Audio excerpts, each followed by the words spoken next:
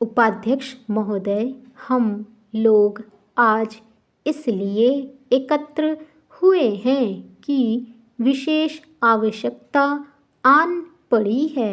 आप सारी स्थितियां और हाल की घटनाएं जानते हैं, फिर भी मैं आपको बताना चाहूँगा कि क्या हुआ है।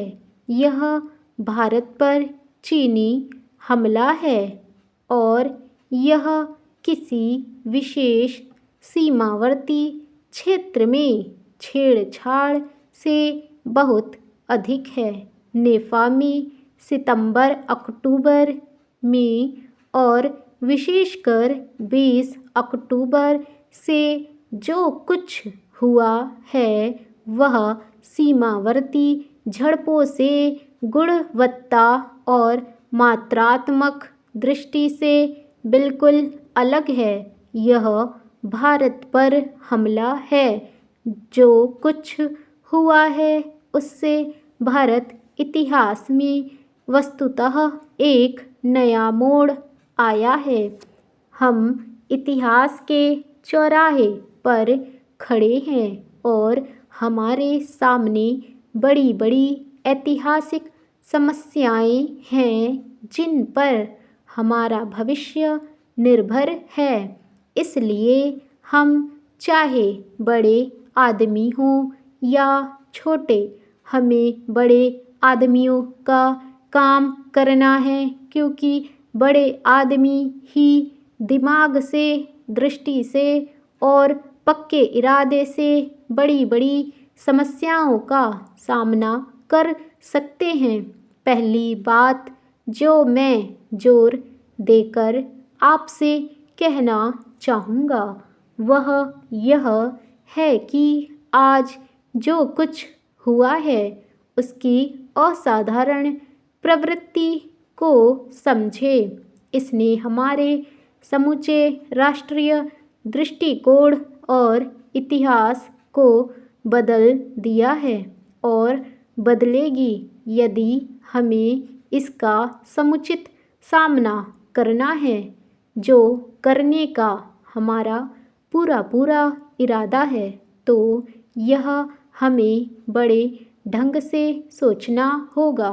हमें अपनी उन बहुत सी समस्याओं को भूल जाना होगा जो हमारे पीछे पड़ी रहती हैं और इस बड़ी समस्या को देखना होगा जो हम सबके सामने है। हो सकता है और कुछ संकेत हैं जिनसे पता चलता है कि ऐसा होगा कि बड़ी समस्याओं को हल करते समय हम स्वयं ही अपनी बहुत सी छोटी छोटी समस्याओं, विवादों, झगड़ों आदि को सुलझा लें। इसके साथ साथ यह भी स्पष्ट है कि बड़ी समस्या को हल करने में राष्ट्र को अधिक प्रयास करना पड़ेगा और हम जैसे जो लोग परिस्थितिवश सरकार में हैं, चाहे केंद्र में हो या राज्यों में, उन पर भारी जिम्मेदारी है जो हम सबको मिलकर उठानी है। चीनी हमला हुआ जैसे गाज गिरी हो और भारत में इसकी प्रतिक्रिया भी बिजली की तरह हुई है।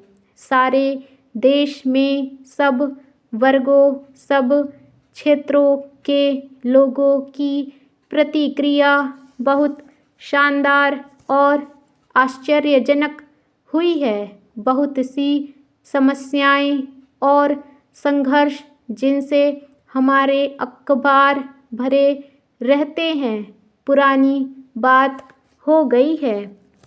उपाध्यक्ष महोदय, इससे पता चलता है कि हमारे लोग किस धातु के बने हैं। छोटे छोटे मामलों में उलझना एक बात है और कोई बड़ा संकट आने पर उन मामलों से ऊपर उठना दूसरी बात है। यद्यपि पहले बहुत कुछ ऐसा हो चुका है जिससे हम हताश हुए हैं, लेकिन अब जो कुछ हुआ है उससे मेरा हौसला बढ़ा है और मुझे विश्वास है कि आप सबका भी हौसला बढ़ा है। हम कह सकते हैं कि इस भयानक धक्के से भारतीय आत्मा का लगभग नया जन्म हुआ है और भारत की आत्मा कुछ अंतराल के बाद पुनः जागी है।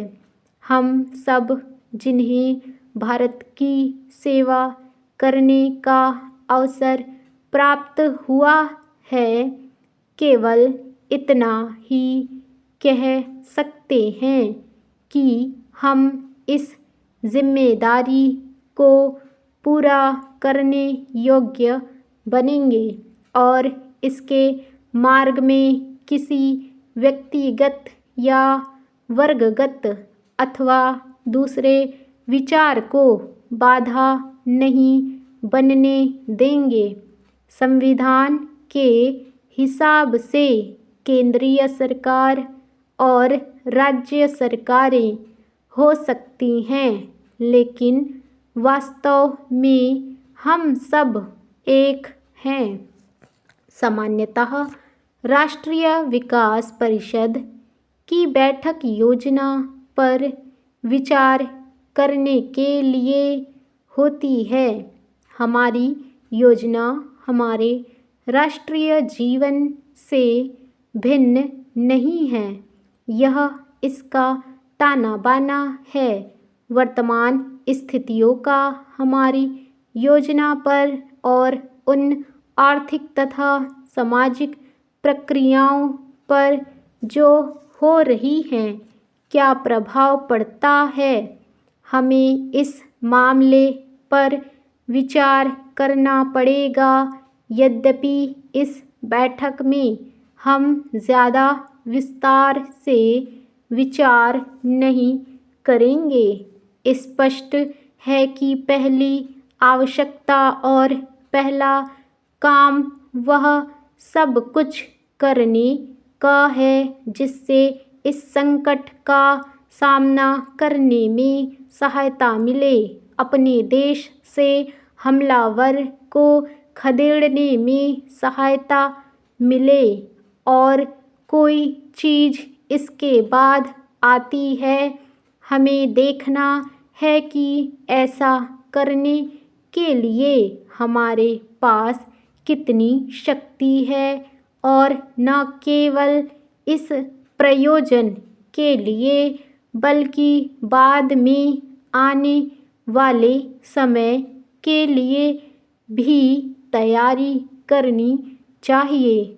हमारा तात्कालिक काम देश को हमलावर से स्वतंत्र कराना है, लेकिन यह काम भी देश को मजबूत बनाने और ऊंचा उठाने के काम का ही एक अंग है।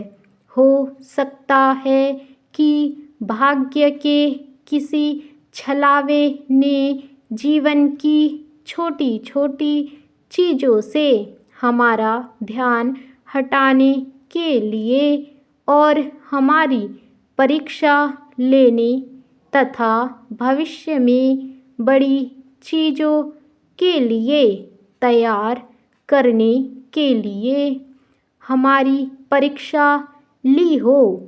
जबकि हम तथाकथित युद्ध प्रयासों पर विचार करते हैं तो हमेशा अपने देश के निर्माण के बारे में भी सोचना पड़ता है।